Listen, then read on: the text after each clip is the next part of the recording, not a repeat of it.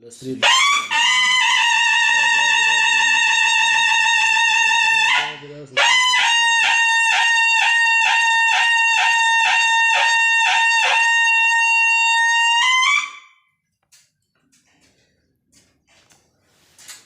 गुरुर्ब्रह्मा गुरुर्विष्णू गुरुर्देव महेश्वरा गुरु साक्षात परब्रह्म तस्मै श्री गुरुवे नमः.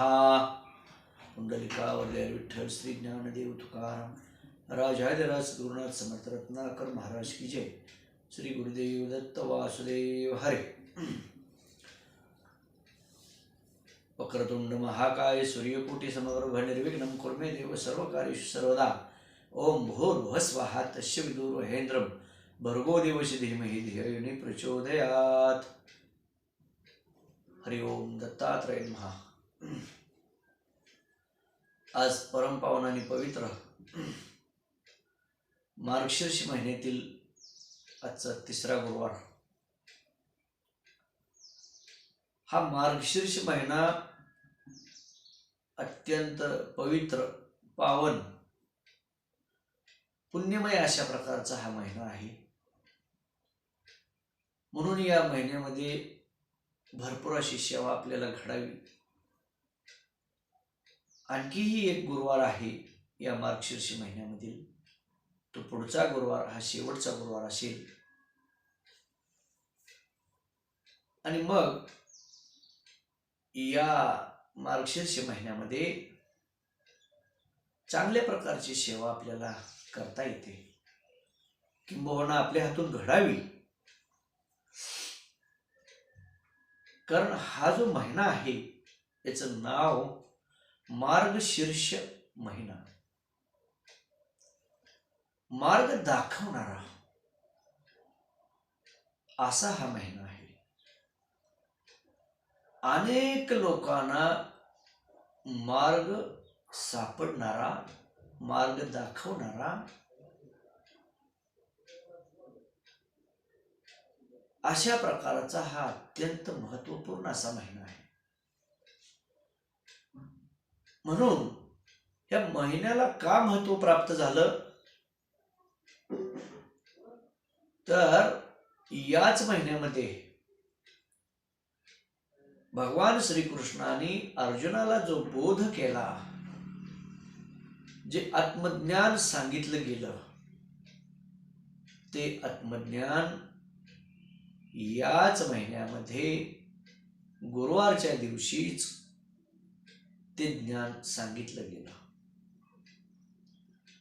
आणि ते ज्ञान कुठं सांगितलं गेलं, तर अत्यंत कठीण अशा प्रसंगी, युद्धाचा कठीण प्रसंग आहे.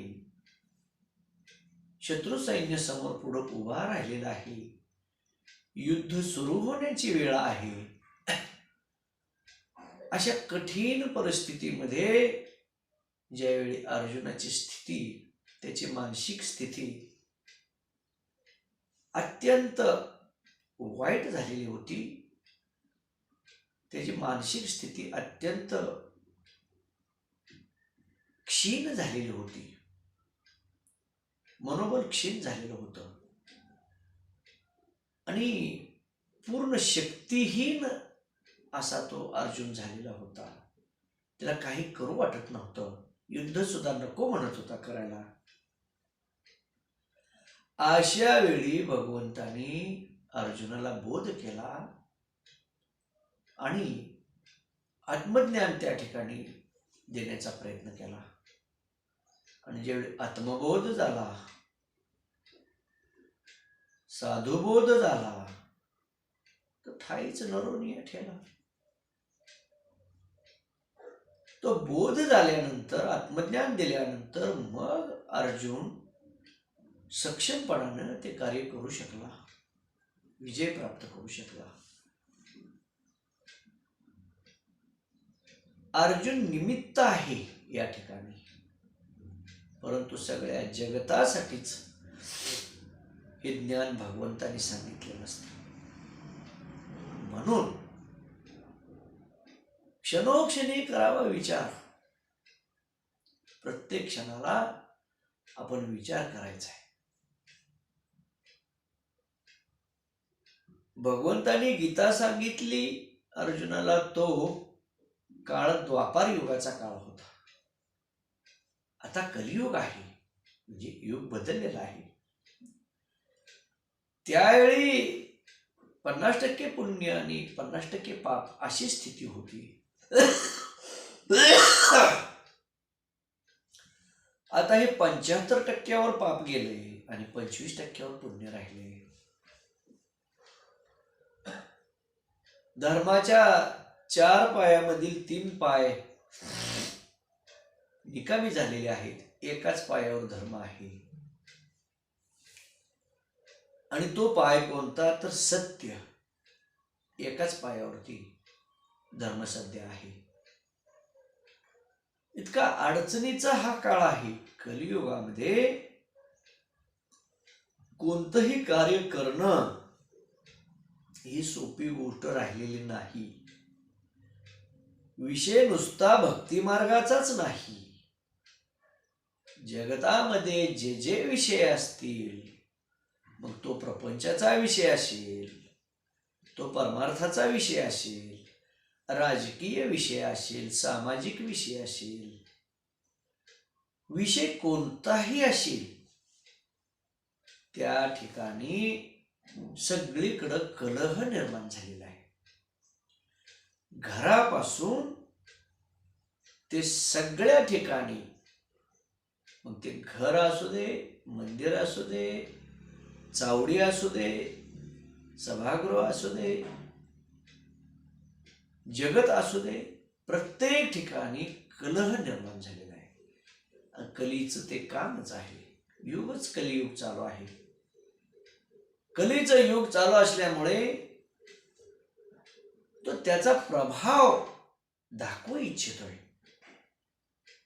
शेवटी त्याचं राज्य म्हटल्यानंतर, हे युग त्याचं आहे म्हटल्यानंतर, तो म्हणतोय माझ्या नावाचं युग आहे, मग माझे सेवक नकोत का, माझे भक्त नकोत का, माझे भक्तांची संख्या वाढली पाहिजे असं त्यालाही वाटतंय. मग या ठिकाणी परिस्थिती अशी आहे,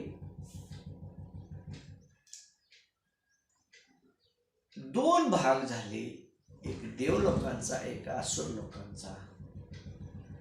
एक पुण्य मार्गाने जाणारे, एक पाप मार्गाने जाणारे. एक विद्येच्या मार्गाने जाणारे, एक अविद्येच्या मार्गाने जाणारे.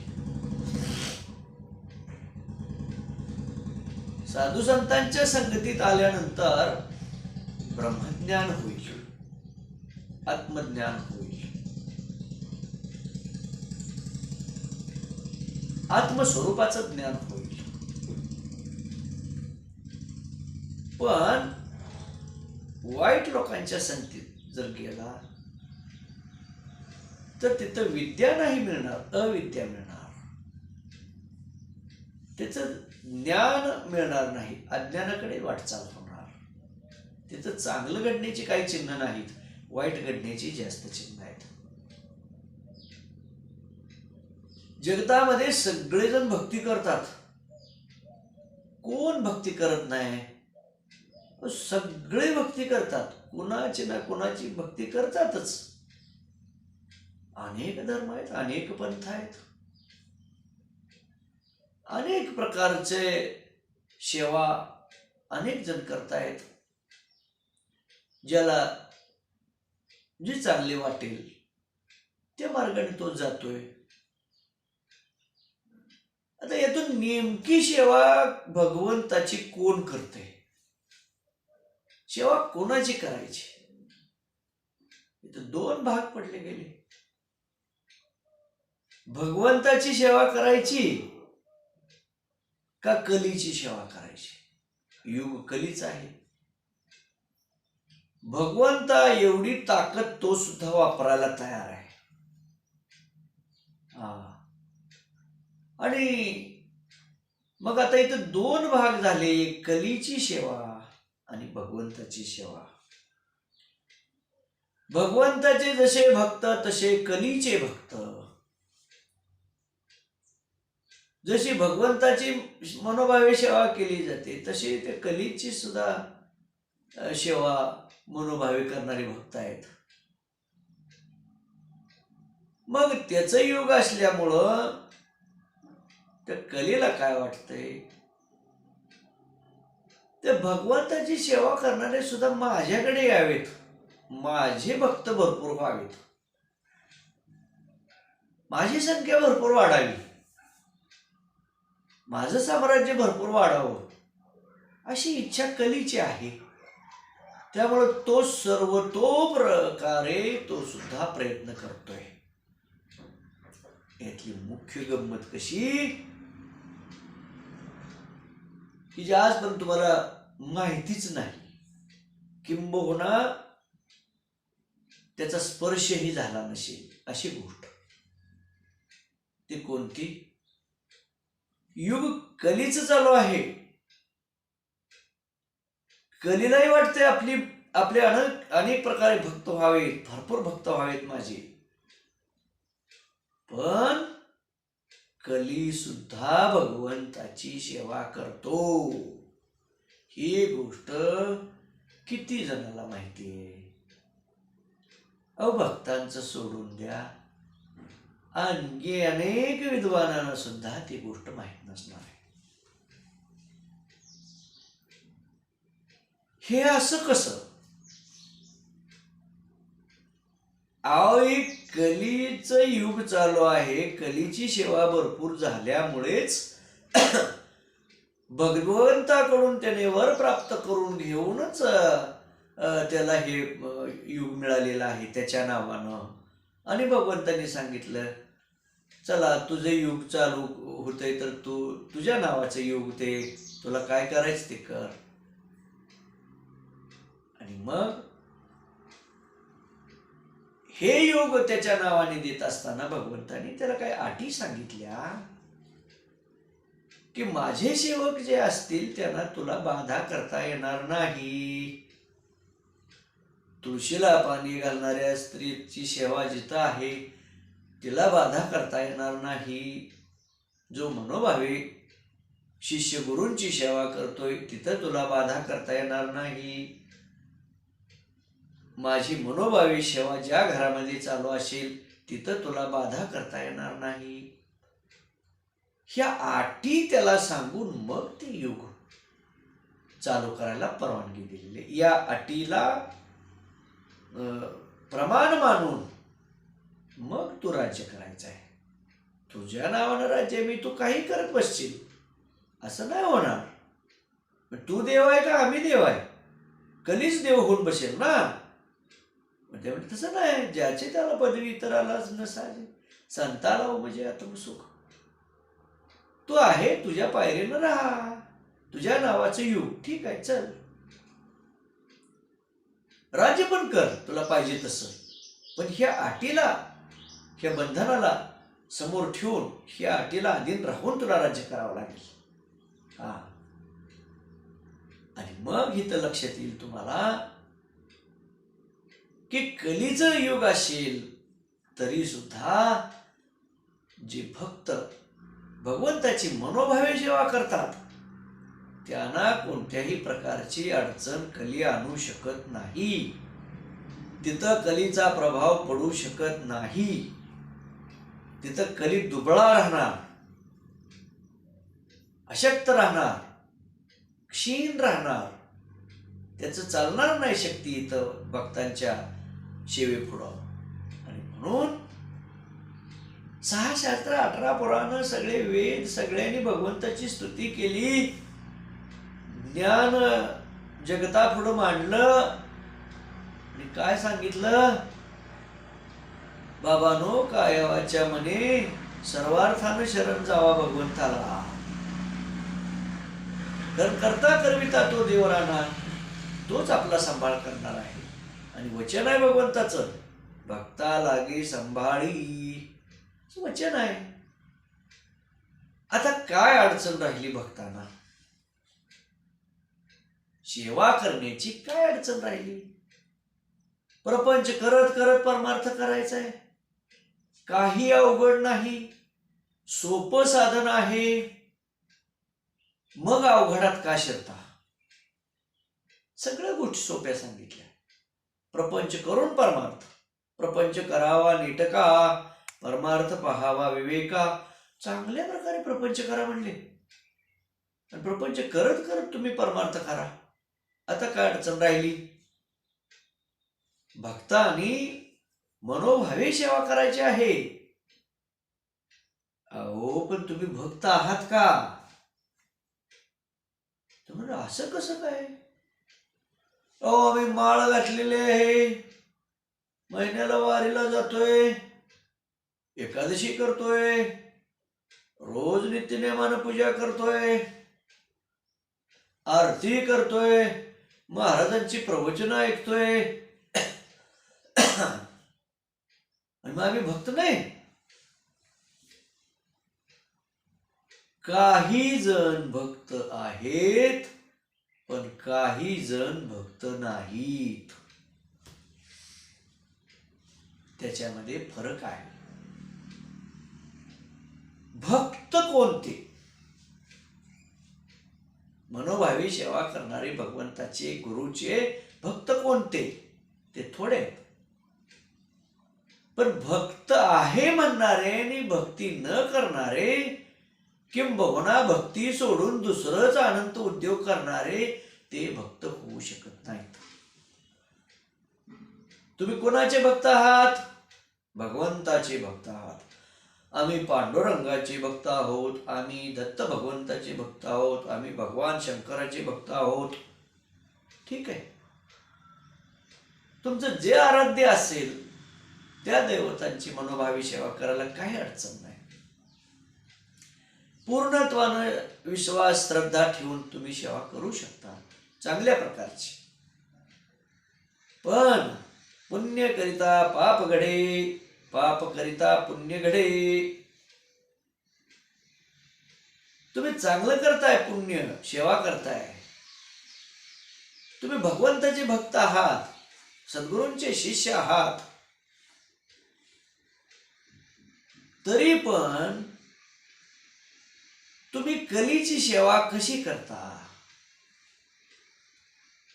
भगवंताची सेवा करा ना, कलीची सेवा का करता तुम्ही? दोन्ही सेवा, भगवंताची सेवा आहे आणि कलीची पण सेवा आहे. एकम नित्यम विमलवचनम सर्वदी साक्षीभूतम भावार्थितम त्रिगुणरहितम सद्गुरु नमामि. एक श्रद्धा, एक विश्वास, एक सेवा. भगवंताची सेवा करायची, सद्गुरूंची सेवा करायची आणि कलीची पण सेवा करायची. चालते का असं? एक तर देवाला भजा, नाहीतर कलीला भजा. तुम्हाला भजू वाटतं ना कलीला, भजा, जाऊ तिकडे बघा, ते बघा पाप पुण्य काय असेल ते, काय अडचण येईल ती तुम्ही बघा तिकडं. देवांची सेवा करायची आणि कलींची सेवा करायची असं नाही होत. कली काय करतोय? चांगली सेवा करणाऱ्याच्या मनामध्ये, बुद्धीमध्ये भेद निर्माण करतो. कशासाठी?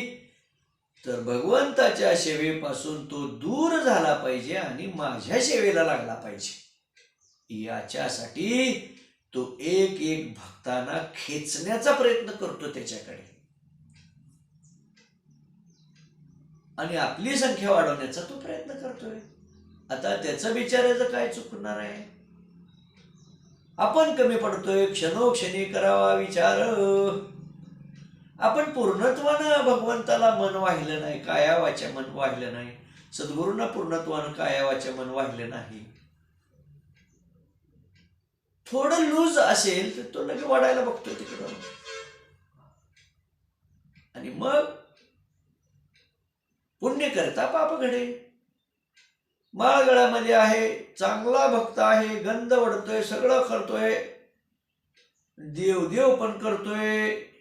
आता देवदेव कुठं आला? तिथं हिंसक प्राण्यांची करतोय, नेऊन प्राणी कापतोय देवाला.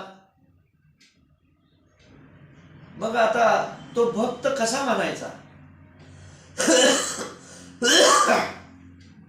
भगवंताची मनोभावी सेवा करणारा, सद्गुरूंची मनोभावी सेवा करणारा, ज्याला ब्रह्मज्ञान दिलेलं आहे गुरुनी, तो हिंसा का करतो?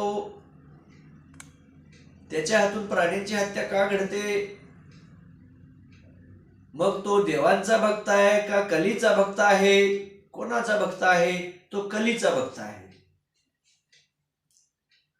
गळ्यात माळ घालून, गंध सगळे कपाळाला लावून अनेक प्रकारची व्यसनं करतात अनेक जण. म्हणजे व्यसन करतात, दारू पितात, अनेक प्रकारची व्यसनं करतात. मग ते देवांचे भक्त आहेत का कलीचे भक्त आहेत? कलीचे भक्त आहेत, देवांचे भक्त नाहीत. काय करायचं त्या माळेला आणि त्या गंधर्व टिळ्याला? उस डोंगा परी रसनो ही डोंगा, का बोलला अशी वरली रंगा. उपयोग नाही तिथं. सेवा करणारा भक्त आहे, त्याचं आचरण शुद्ध पाहिजे, पती पत्नीचं नातं चांगलं टिकलं पाहिजे. तिथं सेवा करणारी माणसं सुद्धा प्रपंच करता येत नाही त्यांना. ते प्रपंच अनेक अडचणी, वेगवेगळ्या मार्गाला लागून पैसा व्यर्थ खर्च करतात, मिळालेलं धन वाईट मार्गाला घालवतात. मग आता तुम्ही देवांचे भक्त आहात का कलीचे भक्त आहात? अनेक जण विषय वासनेत गुंतून बसलेले आहेत. त्यांच्या मनाला विषय जे चांगले वाटतात त्या विषयाच्या मागे लागतात आणि ते भोग भोगण्यासाठी भगवंताला विसरतात, गुरुला विसरतात आणि त्याच्याच मागे पळतात. मग तुम्ही भक्त आहात का हे पहावे आपणाशी. आपण हे शोधून पहा, अंतर्मुख व्हा. पत्नी पतीची सेवा करत नसेल, पती पत्नीचा सांभाळ करत नसेल, मिळालेलं धन योग्य कर्माला लावत नसेल, आपला आचार बिघडलेला असेल, विचार बिघडलेला असेल, वाईट झालेला असेल, मग कार्य कसं चांगलं घडणार आहे? तुम्ही भक्त नाही. जो भक्त आहे तो फक्त भगवंताची सेवा करतो, इतर कोणाची सेवा डोक्यात येत नाही. सावता महाराज पांडुरंगाची मनोभावी सेवा करत होते. त्यांना काय दिसत होतं? पांडुरंगाशिवाय काही दिसत नव्हतं. कांदा मुळा भाजी अवघी विठाई माझी, कायच नाही दुसरं दिसत. कशाला विषयाचा स्पर्श होतो? आणि मग हे का घडतंय? तर तुमची सेवा कमी घडली का तुमच्यामध्ये कलीचा प्रवेश होतो, आणि कलीचा प्रवेश झाल्यानंतर कली त्याला पाहिजे तसा वळवायला बघतो, त्याच्याकडे आकृष्ट करून घ्यायला लागतो. आणि भल्या भल्या साधू संतांची सुद्धा कलीने वाट लावलेली आहे, कारण त्याचंही सामर्थ्य खूप आहे. तो त्याचे भक्तगण वाढवायला लागले नाही. मग आपण कोणत्या मेळ्यात राहायचं? देवांच्या मेळ्यात राहायचं का कलीच्या मेळ्यात राहायचं हे आपण बघायचं आहे. करू नका काही संत संग धरा. किती सांगितलं साधू संतांनी, तुम्ही बाकी काय करू नका, साधू संतांच्या संगतीत राहावा, मग कलीचा प्रवेश होणार नाही, कलीचा प्रभाव तुमच्यावरती पडणार नाही. आणि म्हणून सेवा कशी करायची असते? गुरुचरित्रामध्ये एक कथा सांगितलेली आहे, दीपकाख्यान म्हणून. दीपक नावाचा शिष्य कशा पद्धतीने आपल्या गुरूंची सेवा करत होता. मनोभावे सेवा केली, त्यानं खूप चांगल्या प्रकारे सेवा केली.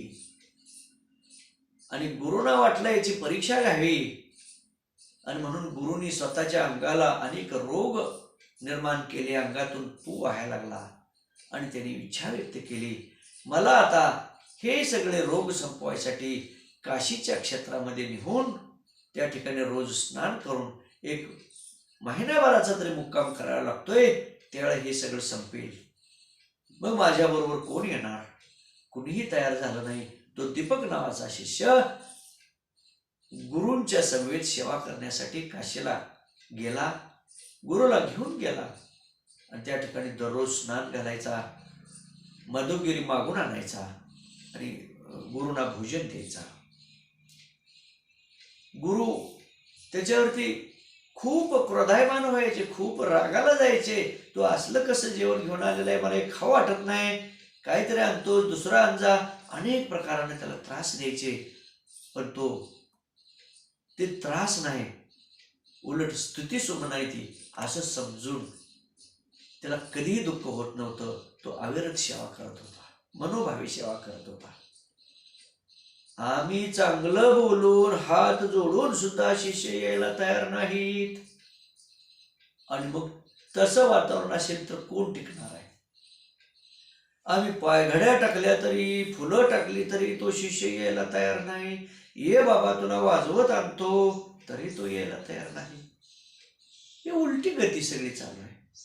परंतु तो दीपक तो कसा होता? तो का म्हणे येथे ऐसावे लागतील जातीचे, येऱ्या गबाळ्याचे काम नाही, हे भक्ती कुणीही करण्याचं काम नाही, हे ज्ञान कुणीही घेण्याचं गोष्ट नाही, ते काय भाजीपाला नाही बाजारातला, नाही इतकं सोपी गोष्ट.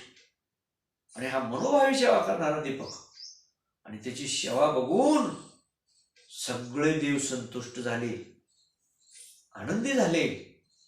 पहिल्यांदा ब्रह्मदेव आले. बाळ म्हणले मी तुझ्यावर प्रसन्न आहे, सांग तुला काय पाहिजे, ते पाहिजे ते देतो म्हणले तुला मी, इतकी सेवा तुझी झालेली. तो म्हणाला मला काही नको आहे, मला काय करायचं आहे, मला काही नको म्हणला. ब्रह्मदेव परत गेलेले आहेत आणि मग त्यांनी भगवान शंकराकडे गेलेले आहेत आणि भगवान शंकरांना सांगितलेलं आहे की अत्यंत चांगली सेवा करणारा एक शिष्य आहे, गुरूंची मनोभावी सेवा करतोय, अत्यंत चांगला भक्त आहे, आणि त्याला मी वर द्यायला गेलो होतो पण तो काहीच घ्यायला तयार नाही. माझा मान पडला नाही, तुमचा तरी मान पडतोय का बघा, काहीतरी घ्यावा आपल्याकडून. असा कसा भक्त आहे म्हणले. अहो होय म्हणले, तुम्ही बघा स्वतः भगवान शंकर आलेले आहेत. बाळा दीपका मी तुझ्यावर प्रसन्न झालेलो आहे, सांग तुला काय पाहिजे, पाहिजे ते देतो. तो म्हणाला मी तुम्हाला बोलावलं नाही, मी तुम्हाला सांगितलं नाही, आणि मग मागायचा प्रश्नच नाही की मी कशाला तुम्हाला काय मागतो म्हणला. काही मागितलेलं नाही. तुका म्हणे काही न मागो आणि क, आणि आमचं कसं आहे मागितल्याशिवाय राहत नाही, आणि मागायचं असेल तरच मठावर येतो, आणि त्यातनं पुन्हा माळ घाला म्हटले तर 1 मैल मागे सरतो. ही स्थिती, ह्याच्यापेक्षा काय वेगळं आहे. आणि मग भगवान शंकराकडून सुद्धा त्यांनी काय घेतलं नाही. भगवान शंकर गेले आणि त्यांनी भगवान विष्णूला सांगितलं तुम्ही जावा म्हणले, आता आमचं काय दोघांचेही काय तो घ्यायला तयार नाही, मग तुम्ही जाऊन त्याला काहीतरी देण्याचा प्रयत्न करा. म्हणजे आता तुम्हाला दोघांकडून काय घेतलं नाही, माझ्याकडून काय घेणार ते, अहो तुमचा प्रयत्न करा म्हणजे तुम्ही पण जावा. स्वतः भगवान विष्णू त्या ठिकाणी आलेले आहेत आणि बाळ दीपका तुला मी प्रसन्न झालेलो आहे तुझ्यावरती, सांग तुला काय पाहिजे, पाहिजे तो वर देतो. ते म्हणाला ब्रह्मदेव आले त्यांना काही मागितलं नाही, भगवान शंकर आले त्यांना काही मागितलं नाही, पण तुम्ही तर कशाला आलाय, मला काही नको आहे. अरे बाळ म्हणले असं नसतंय, तुला काहीतरी मागावं लागतंय, आमची द्यायची इच्छा आहे, तुला काय मागायचं ती माग, पण माग म्हणले त्याशिवाय आम्ही जात नसतोय. आणि मग असं म्हटल्यानंतर थोडं त्याला गुरुविषयी थोडं दुःख वाटलं की आपल्या गुरुंना अंगावरती खूप व्याधी निर्माण झालेले, रोग झालेले आहेत, मग ते रोग दूर व्हावेत आणि गुरूंची तब्येत चांगली व्हावी असं त्याला वाटायला लागलं. पण गुरुला न विचारता कसं मागायचं आपण हे, बघा किती विचार करणारा तो भक्त आहे, शिष्य आहे. त्याला वाटलं आपले गुरु त्रास भोगत आहेत, तो त्रास कमी व्हावा, दुःख कमी व्हावं, ते रोगमुक्त व्हावेत, त्यासाठी मागणं मागावं भगवान विष्णूकडं. पण आपण गुरुला विचारलं नाही, कसं मागावं म्हटला. म्हणून देवानं सांगितलं, देवा तुम्ही थांबा इथंच, मी माझ्या गुरुंना विचारून येतो. आणि तो पळत पळत गुरूंकडे आलेला आहे. आणि गुरुराया भगवान विष्णू आलेले आहेत आणि मला काय पाहिजे ते देतो म्हणतायत. तर मला असं वाटतंय की तुमचे रोग सगळे संपावेत, तुम्ही चांगलं शरीर व्हावं, तुमचं रोगमुक्त व्हावं, अशी मागणी करावं म्हणतोय. म्हणून तुम्हाला विचारायला आलेलो आहे, मी असं त्यांना मागणी करू का. ते म्हणले नाही, माझे रोग मीच भोगून संपवणार, माझे रोग कुणीही संपवायचे नाहीत, माझ्या प्रारब्धाने जे आलेले आहे ते मी भोगायला तयार आहे. आणि मग दीपकाचाही काही इलाज चालला नाही, तो परत आला आणि भगवान विष्णूंना सांगितलं. म्हणले गुरुराया तयार नाहीत म्हटले, मग आता मी काय मागू शकत नाही म्हणले तुम्हाला, तेवढीच इच्छा होती पण ती सुद्धा मागता येत नाही, मला काही नको म्हणले. अरे म्हणले असं नाही, मी एवढा वेळ थांबलो, तू काहीतरी माग म्हणले, विचार करून माग, पण माग म्हटले, मी लगेच देतो. आणि खूप विचार करून त्यानं मागणी मागितली. दीपकानं काय मागणी मागितली, हे विष्णू देवा तुला मला काय द्यायचंच असेल तर एक द्या. काय द्या, मला जन्मोजन्मी माझ्या गुरूंची सेवा घडावी आणि मनोभावी मी गुरूंची सेवा करावी, असावर तुम्हाला देता येत असेल तर तसावर द्या. जास्तीत जास्त भगवंताची सेवा घडावी, गुरूंची सेवा घडावी, असावर देता येत असेल तर द्या, अन्यथा मला दुसरा कुठलाही वर नको, फक्त अखंड सेवा मिळावी. तथास्तु म्हणले. असा शिष्य होणे नाही म्हटले जगतामध्ये. म्हणजे आपल्याला यातून लक्षात घ्यायचं आहे, तुझी सेवा करीन मनोभावे, एवढंच डोक्यात घ्या. सेवा भगवंताची सेवा करा, कलीच्या नादाला लागू नका, वाईट गोष्टीच्या नादाला लागू नका, शास्त्र मार्गाने जा, गुरुनी दाखवलेल्या मार्गाने जा. हा संदेश देणारा हा मार्गशीर्ष महिना आहे. म्हणून आजच्या गुरुवारच्या संदेशाच्या निमित्तानं हा मार्गशीर्ष महिन्यातील अत्यंत सुंदर असा हा संदेश आहे की जो तुमच्या जीवनाला कलाटणी देईल, तुमचं जीवन भव्य आणि दिव्य करणारा असा आजचा संदेश आहे.